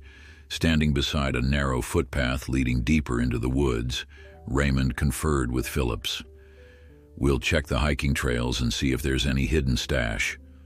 Elsa wagged her tail once, ready to follow. They set off along a dirt path dotted with exposed roots, weaving between towering pines. The fading light deepened the forest's shadows. Distant bird calls echoed, punctuating the near silence. Elsa sniffed left and right, trotting ahead but never pulling too far. Every snapping twig made Raymond's nerves spark. Up ahead, a gentle slope descended toward a creek, and a small footbridge crossed the flowing water. Phillips swung his flashlight in a slow arc. "No footprints or fresh tire tracks," he noted quietly. Suddenly, Elsa stiffened. She whirled, nose lifted, ears perked. Raymond held his breath, scanning the dim undergrowth. Was it an animal, a deer, or perhaps another camper? Elsa let out a short bark, stepping off the path. Raymond followed carefully, shining his flashlight between the trees. At first, all he saw were ferns and lichen-covered rocks. Then the beam caught the outline of a half-buried object near a fallen log. Elsa sniffed vigorously, tail still. The shape looked like a small metal casing, partially obscured by dirt. Raymond knelt, heart thudding, and used gloved fingers to brush away leaves. The metal object was a canister with a faint residue of that same grayish compound. Phillips cursed under his breath. They might be testing or storing materials out here. The canister was empty, but it confirmed that someone with knowledge of these explosives had come to the campground. While it wasn't an active device, the presence of leftover chemical traces implied a methodical process. Could this be a drop-off spot for future bombs? They marked the site with a ribbon and photographed every angle. Elsa continued sniffing around the log, but nothing else surfaced. Exhausted and uneasy, they returned to the main campsite area, where the officers were wrapping up conversations with the remaining campers. Night had nearly fallen, and the silhouettes of tents glowed softly from within. The father and son from earlier looked concerned when they saw the law enforcement group reassembling. Raymond tried to reassure them that everything was fine, but he saw the question in their eyes. If nothing was wrong, why were the police scouring the area with a bomb dog? Finally, the team decided to call it a night. They would advise the campsite manager to stay vigilant and immediately report any suspicious deliveries or visitors. If the caretaker's note referenced an upcoming exchange, it hadn't yet materialized. Raymond felt a pang of frustration. Once again, they had partial clues but no conclusive resolution. Elsa climbed back into the SUV, panting softly, eyes reflecting the overhead lights. He patted her, whispering, "Good work, partner. We'll find them." On the ride back, the convoy remained silent. The radio occasionally crackled with routine check-ins, but the officers knew the real foe remained unseen. Detective Clara had left a message on Raymond's phone, urging him to contact her with updates. When he finally pulled into the station lot, the clock on the dash read nearly 10 at night. Elsa hopped out, still alert despite the long day. They climbed the concrete steps into the building, bright fluorescent lights casting sharp angles on the tile. In the bullpen, he found Clara hunched over a computer surrounded by stacks of printouts. Brewer stood nearby, arms crossed. Both turned quickly as Raymond approached, Elsa at his side. He gave them a concise rundown. The suspicious canister in the woods, the absence of an active device, the caretaker's cryptic instructions. Clara let out a slow breath. So they could be planning something else out there, or maybe they moved on once the caretaker was caught. Brewer shook his head. Either way, the chemical residue means they've scouted that site. We can't ignore it. Elsa sat calmly, gazing from one face to the next. Raymond noticed how the entire station seemed to revolve around her presence now, recognizing that her swift intervention had saved lives. He met Clara's gaze. "Any progress on the cloth scrap from the barbed wire?" She shook her head. "Still in processing. I'm hoping for partial DNA or a lab result by tomorrow." Outside, rain finally began, pattering the windows. As if on cue, thunder rumbled in the distance. The team convened one final time that night, reviewing the caretaker's interrogation transcripts. The man admitted he'd been told to secure farmland storage for a series of crates, but denied knowledge of a campsite plan. He insisted he was just a middleman. Brewer believed him partially, suspecting the caretaker was too frightened or too low-level to understand the big picture. Their best lead remained the fragment of cloth, the discovered crates, and the confirmation that PNX was a front for a sophisticated ring. Clara resolved to send an urgent request for deeper federal collaboration. If this group was crossing state lines, the FBI or DHS might have additional intel. Eventually, fatigue forced them to adjourn. Raymond escorted Elsa to the canine kennel once more, noticing how quiet the facility was at this late hour. The dog stepped into her pen without protest, though her eyes lingered on his face. He gently stroked her fur. "You did everything right," he assured. "Tomorrow, we keep going until we end this." Elsa lowered herself onto the bedding, tail curling around her hind legs, a silent sentinel ready for whatever came next. Outside, the rain intensified. Water sluiced off the station's eaves, pooling in dark puddles on the asphalt. For a moment, Raymond stood beneath the awning, letting the damp air wash over him. He found himself thinking again of Miriam and her child, how close they'd come to tragedy. If not for Elsa, if not for one dog's unwavering sense. He pushed the thought aside.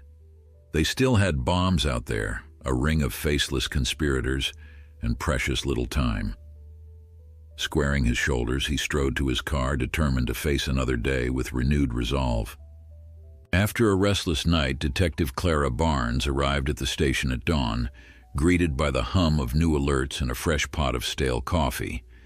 Investigators were abuzz with rumors that the caretaker had finally divulged more details under pressure, though nothing yet confirmed a direct link to the hooded figure behind the bomb-laced stroller. Her mind circled back to the campsite, replaying the moment Elsa found that empty canister. The group's cunning, from farmland crates to hidden supplies near unsuspecting families, weighed on her. As she settled into the cluttered bullpen, Brewer rushed over with a dire expression. "We got a tip from the caretaker," he said, lowering his voice. "Said a new drop is scheduled for tomorrow at a warehouse downtown. He's not sure of the exact time, but claims the next bomb is already en route." Clara steeled herself, her hand tightening on the paper cup in her grasp. If the caretaker was telling the truth, they had less than 24 hours to locate the target, intercept the package, and dismantle another device. "All right," she said, releasing a slow breath. "We'll mobilize. Let's put the downtown precinct on alert and confirm any vacant warehouses that fit the caretaker's description." Brewer nodded, flipping through a clipboard of city property records. "We have at least 6 possible sites matching his vague notes. Old brick structures near truck routes with easy street access."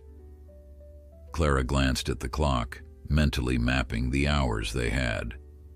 "We'll start with the biggest leads, and I want Elsa on site. We can't risk missing even a hint of that explosive compound." Her eyes flicked to a bulletin board cluttered with suspect photos, hearts pounding. Another day, another ticking clock. Meanwhile, Officer Raymond stood in the corridor outside the K9 area, phone pressed to his ear. He was updating Captain Mills about the caretaker's statement and the new lead on a downtown drop. Elsa waited at his side, tail quietly sweeping the floor. Every mention of warehouse or bomb seemed to sharpen her posture, as though she sensed they were closing in. When Raymond ended the call, he knelt beside Elsa, placing a hand on her sturdy shoulder. "We'll search every inch," he murmured, voice laced with determination. As they moved to rejoin Clara, a distant memory flickered. The first time Elsa alerted on that stroller, how fear turned to awe. Now that awe must remain focused on preventing another catastrophe. They had a tip, limited hours, and a single advantage: Elsa's nose could detect the slightest whiff of trouble. It had to be enough. An hour later, they convened a small task force in the precinct's briefing room. Maps projected onto a screen showed downtown blocks peppered with highlighted warehouses. Brewer led the rundown. "We'll split into pairs. The bomb squad will position themselves centrally, ready to deploy once Elsa or any officer detects a target. We must be swift but discreet. The city can't handle a panic." He flicked to another slide, showing building specs. Clara pointed to a large, partially abandoned depot near a rail yard. "We start here. Plenty of floor space, multiple loading bays, perfect for smuggling in a bomb.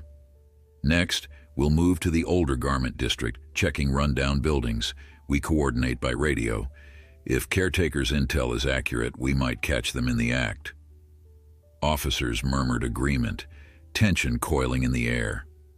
On the sidelines, Elsa sat poised, a living embodiment of resolve.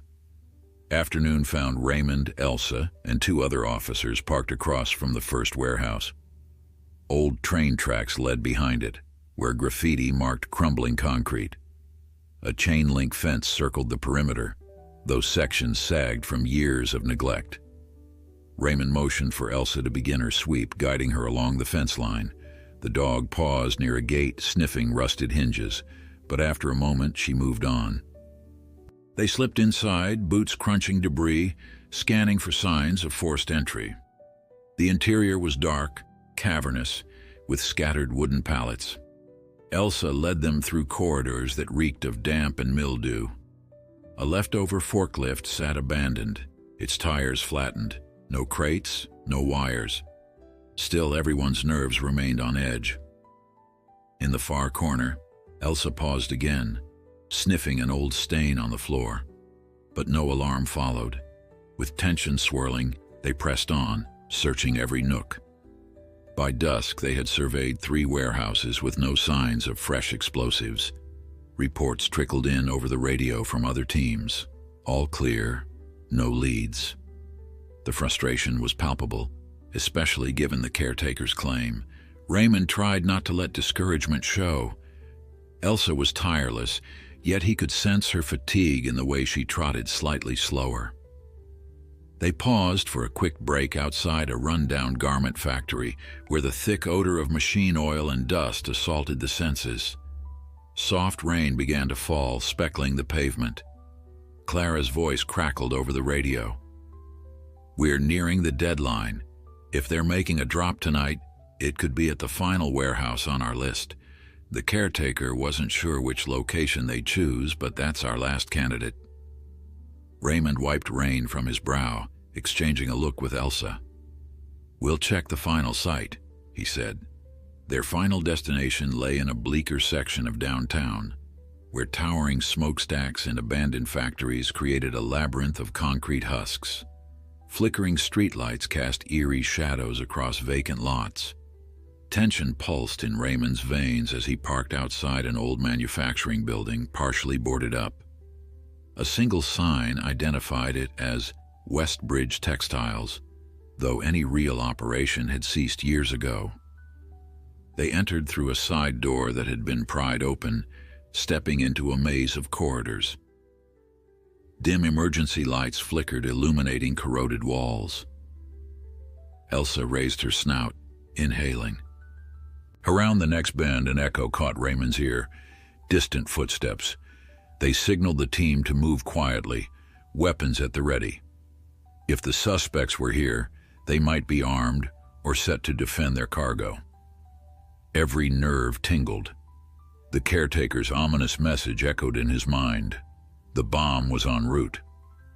The group edged forward, the corridor branching into a wide production floor where long defunct machines stood in dusty rows. Footprints on the grimy floor suggested recent activity. Then Elsa froze, letting out a sharp snarl that startled everyone. She surged ahead, nose locked on a scent. Raymond sprinted after her, heart hammering. Ahead, under faint flickers of light, two figures wrestled a large crate onto a pallet jack. Their hoods concealed identities, but the PNX stencil on the crate was unmistakable. One suspect whipped around at Elsa's growl, eyes wide. The other dropped the jack's handle with a clang. "Police!" Raymond shouted, raising his gun. "Hands up!" Instead of surrendering, they bolted, shoving the crate aside. Elsa barked, lurching forward. Another officer raced in, taking aim. The suspects darted behind a rusted conveyor, footsteps echoing off concrete. Tension exploded as the officers gave chase. This was it. Raymond sprinted after them, adrenaline pumping, Elsa bounding by his side.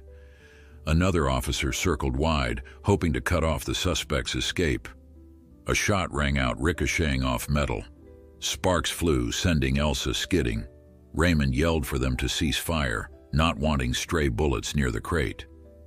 The hooded figures dived behind machinery, vanishing in shifting shadows. Elsa tracked their path, nose low. Tension crackled as officers combed the area, flashlights slicing through dark. Then Elsa lurched down a side passage, barking urgently. Raymond followed, heart pounding. Each second felt like an eternity. The suspects had explosives, weapons, or both. If they triggered that crate, countless lives could be lost. But Elsa's bark offered hope. They were closing in. Tomorrow no longer mattered. The confrontation had arrived. All they could do was press forward, trusting the dog's instincts.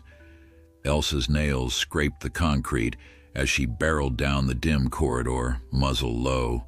Officer Raymond stayed close, adrenaline roaring in his ears with every step. Another muffled gunshot ricocheted, sparks dancing across chipped cement. Elsa's bark tore through the stale air, spurring Raymond forward. He glanced back, confirming fellow officers in formation. The crates marked PNX lurked behind them. If the suspects doubled back, they might trigger devastation. Raymond's chest constricted at the thought. He pressed onward, calling for them to surrender, but only footfalls answered in the gloom. Each stride led them deeper into the factory's recesses. They had no time to waste. Elsa sniffed the ground, searching urgently for any trace of gunpowder or sweat. Elsa whipped around a corner, nails skittering on wet concrete.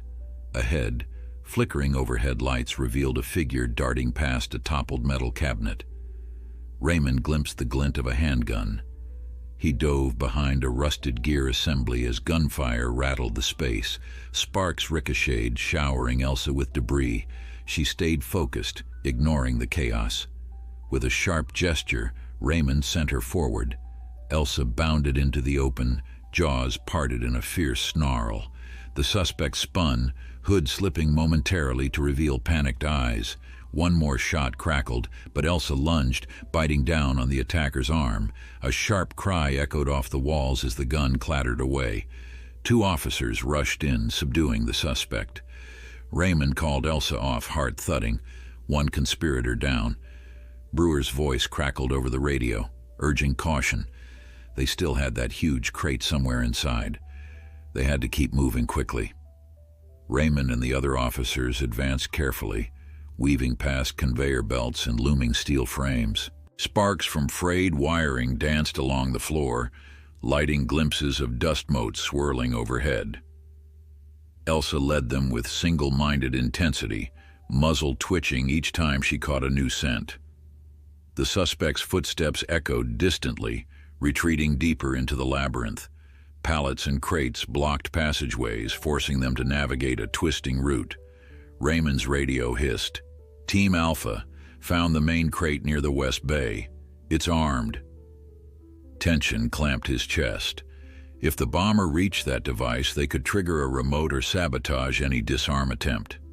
Elsa abruptly paused at a side corridor, barking twice, ears pricked. Without hesitation, Raymond signaled the team to follow. The dog surged down the corridor, bounding over debris. A single misstep could turn the entire factory into a deadly inferno. Every second mattered now. They emerged into a wide loading zone, reeking of chemicals and stale air. Flickering emergency lights revealed a battered forklift parked near a hulking metal container.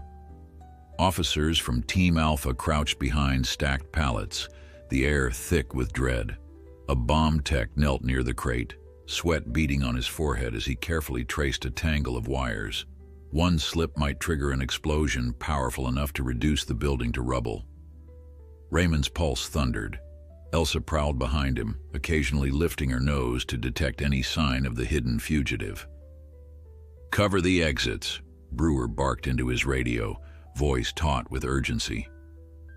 Somewhere beyond the forklift's shadow, a figure moved, rummaging through a canvas bag.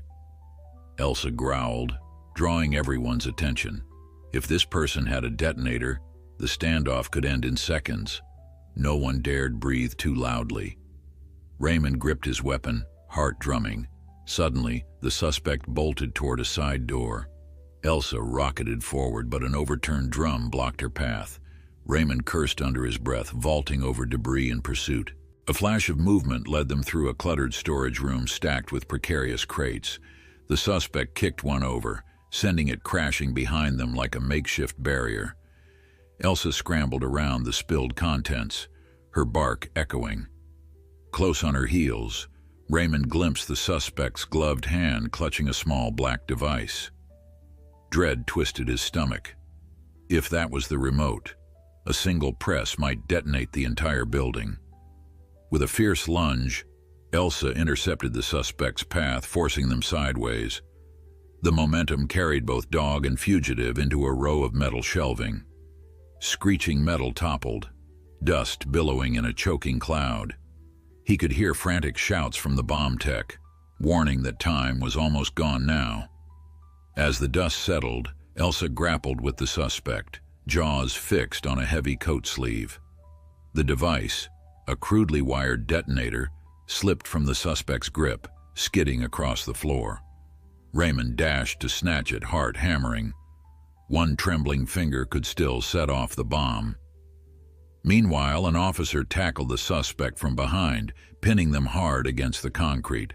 Elsa backed off at Raymond's command, panting. The suspect thrashed, hurling curses in an unknown language. Fearing hidden weapons, 2 officers secured them in cuffs. Raymond carefully examined the dropped detonator. Its digital readout blinked ominously, but no countdown had started. Relief shuddered through him. Over the radio, Brewer confirmed the bomb tech was mere moments from safely cutting the final wire. Sirens echoed outside, the cavalry arriving. Elsa stepped gingerly around scattered debris, scanning for any final threats. They had contained the danger, if only by the slimmest margin. A tense calm settled over Westbridge Textiles. Officers corralled the suspects in a corner of the loading bay, guns drawn in case of resistance. The bomb squad verified that the massive crate was neutralized, though the volume of explosives inside chilled everyone's blood. Streaks of morning light seeped through broken windows, revealing the wreckage from the night's pursuit. Torn crates, twisted metal, and bullet casings testified to the battle for control. Detective Clara Barnes arrived, stepping around fragments of machinery, eyes flicking from the subdued suspects to the stockpiled chemicals. "They had enough here to flatten several blocks," she muttered, voice edged with relief and anger. Raymond motioned to Elsa. "She cornered them in time," he said. Clara gently rubbed Elsa's head, gratitude shining in her gaze. Another lethal plot foiled, but questions lingered. Too many questions remained. Amid scattered evidence, Brewer examined a laptop found near the crate. The screen displayed messages referencing broader operations, coded instructions for future drops, and hints of a larger network.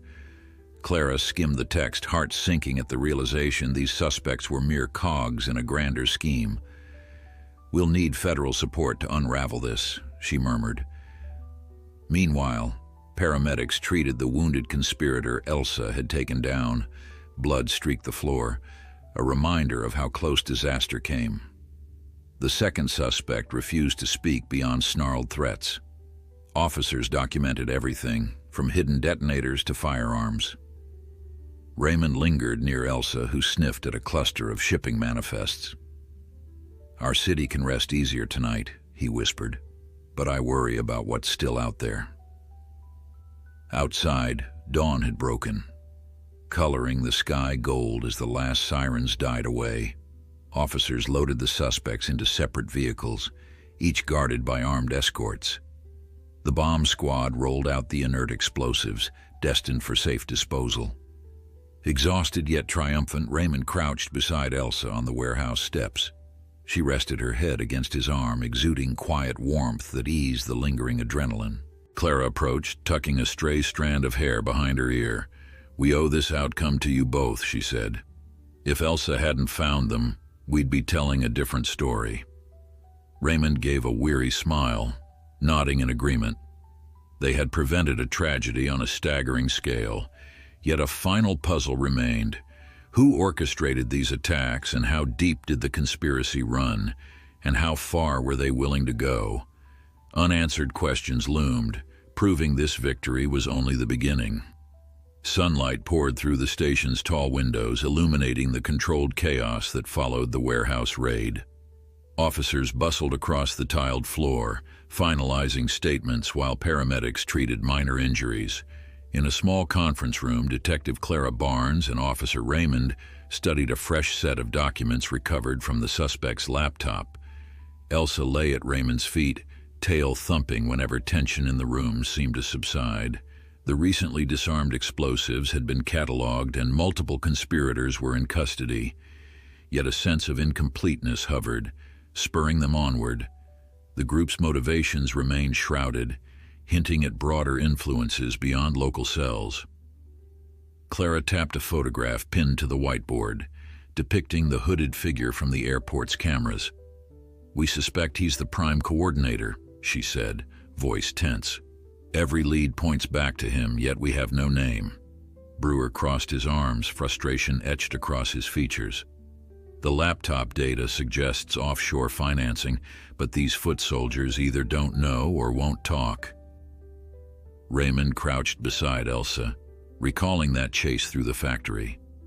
"We barely stopped them. Next time, they could strike farther beyond our reach." Clara nodded, solemn. "We must remain vigilant until every cell is dismantled." Outside, thunder rumbled. The station corridors buzzed with restless energy. Agents shuffled paperwork, verifying statements from newly apprehended suspects. Helicopters droned overhead, scanning industrial zones for hidden caches. Meanwhile, Miriam, clutching her baby, visited Elsa in the K9 wing. She knelt outside the kennel, gratitude shining in her eyes. "I just wanted to say thank you," she whispered, remembering how Elsa saved her child's life. Raymond offered a reassuring nod. Your courage matters too, he said. You helped us piece together key clues. Miriam exhaled, pressing her cheek against the kennel's bars. Elsa sniffed her hand, eyes warm. Sometimes hope arose from devastation. Detective Clara joined them, bearing updates on the group's financing. We traced more funds from that offshore account, she explained. It appears they're funneling money into smaller cells across the region, planning scattered attacks. Raymond frowned, stroking Elsa's fur. They nearly took out half the city, he muttered. What if they try again? Clara pursed her lips. We'll keep dismantling each node we find. With luck, we'll locate that hooded leader. Nearby, Miriam cradled her baby closer, recalling the terrifying moment Elsa pounced on the stroller's bomb. The world still spun, but her gratitude remained steadfast. Outside, sunlight streamed bright. That afternoon, city officials held a brief press conference to praise law enforcement's swift action. Captain Mills gave measured statements, neither confirming nor denying an ongoing terror ring. Questions swirled about airport security, especially after the baby stroller incident. Reporters clamored for details on Elsa, the canine hero, hoping for a sensational angle. Mills acknowledged her role, stating simply, "We owe our city's safety to keen instincts and brave service." Meanwhile, behind the scenes, officers like Clara and Raymond pressed on. More leads trickled in, each clue a fragment of the conspiracy. Even so, calm settled temporarily over the streets. In the detective's office, Clara studied digital files recovered from the conspirators' seized equipment. Messages in obscure chat rooms, encrypted directives, and coded references to Project Dawn hinted at future attacks. She scribbled notes rapidly, piecing dates together like a puzzle. Elsa's barking in the corridor drew her attention. Raymond stepped in, expression resolute. "We've got a name," he announced. One suspect finally cracked. The hooded man is called Navarro, rumored to be ex-military with ties overseas. Clara's pulse quickened. If he's their strategist, we must find him before another plot unfolds. Through the window, the skyline shimmered with possibility. Night fell, casting the station in fluorescent glow. Brewer summoned the team for another late briefing. A grainy photograph showed Navarro's profile matching the hooded silhouette from the airport. "He slipped through customs last month," Brewer said. "Word is, he's obsessed with mass panic." Clara and Raymond listened intently. "We suspect he orchestrated the stroller bomb, the farmland stash, and those shipping crates," Brewer continued. A hush descended. Elsa peered up as though sensing fresh danger. "We must stay one step ahead," Clara whispered. "If he regroups, we might see a bigger strike." Outside, rain drummed relentlessly against shadowed glass. Days passed without further bomb scares, yet an undercurrent of worry persisted. Miriam and her child returned to daily life, though the memory of Elsa's life-saving tackle stayed vivid. Captain Mills praised the K-9 unit publicly, prompting a surge in volunteer contributions. More dogs could be trained, more equipment funded. Yet behind the applause, the department braced for Navarro's retaliation. Clara methodically tracked suspicious transactions, believing his network lay dormant, not destroyed. Raymond maintained daily drills with Elsa, mindful that a relaxed guard might invite disaster. Meanwhile, the city's skyline glittered in respite, waiting for answers that refused to surface. Eventually, an anonymous tip arrived referencing Navarro's rumored movements near a coastal marina. Clara and Brewer pored over maritime logs, discovering a phantom vessel with forged registration that had docked under suspicious circumstances. Navarro planned to flee. They mobilized swiftly, assembling a joint task force of local police and federal agents. Officer Raymond volunteered, insisting Elsa come too. "She can sniff out contraband if they're smuggling explosives," he argued. Clara agreed, heart pounding. If Navarro slipped away by sea, the city's peace might shatter again. The coastline beckoned, unveiling a final confrontation that none could predict. Would truth finally emerge? Under a cloudy twilight, the task force converged on the marina. Salt-tinged wind whipped across the docks. Boats rocked gently, lanterns bobbing in the murk. Elsa sniffed each slip, passing silent yachts and rusty trawlers alike. Raymond followed, scanning for signs of movement aboard any vessel. Clara stood at the pier's edge, phone in hand, coordinating with agents hidden nearby. Then Elsa tensed, nose pointed toward a sleek motor cruiser. Shadows flickered on deck. Quietly, the team advanced, hearts racing. If Navarro was here, this was their chance to end his reign. Lights glimmered, revealing two silhouettes in hushed conversation. Adrenaline surged as officers converged, weapons drawn, ordering the figures to surrender. One silhouette dove behind a railing, attempting to hide. The other raised arms in mock compliance. Elsa bounded onto the cruiser's deck, barking at the first suspect. Raymond recognized the clenched jaw, the cold glare. Navarro. For an instant, their eyes locked. Then Navarro lunged, tossing a small device into the water. Agents rushed forward, pinning him with ruthless precision. The second suspect lay prone, quivering. Elsa circled, ensuring no hidden threats remained. Overhead, a helicopter spotlight illuminated the end of a manhunt that had haunted them all. At sunrise, Navarro sat in an interrogation room, glaring defiantly at the mirrored glass. Detective Clara and Brewer observed from behind the partition, heartened by his capture. They had seized the cruiser brimming with incriminating documents, enough to expose every cell under Navarro's control. Raymond, leaning in the doorway, glanced at Elsa, who stretched contentedly after a night of tense vigilance. The dog yawned, muzzle resting on folded paws, oblivious to the swirling triumph. The puzzle was nearly complete, and the city finally breathed easier. Miriam and her baby slept safely. The farmland stood unscathed. At last, justice overshadowed fear. Weeks later, in a subdued ceremony at Greenfield International Airport, Officer Raymond and Elsa received commendations for heroism. Applause echoed through Gate B, where the Stroller bomb had once nearly stolen innocent lives. Miriam stood in the front, tears brimming as she clutched her now giggling toddler. Captain Mills recounted the K-9's relentless efforts in stopping bombs, exposing conspiracies, and averting catastrophe. Cameras flashed, capturing Elsa's calm dignity. Clara watched from the sidelines, relieved that the city's terror had ended before more harm ensued. Outside, sunlight glowed across tarmac and terminal, symbolizing a brighter chapter ahead. In that moment, unity prevailed.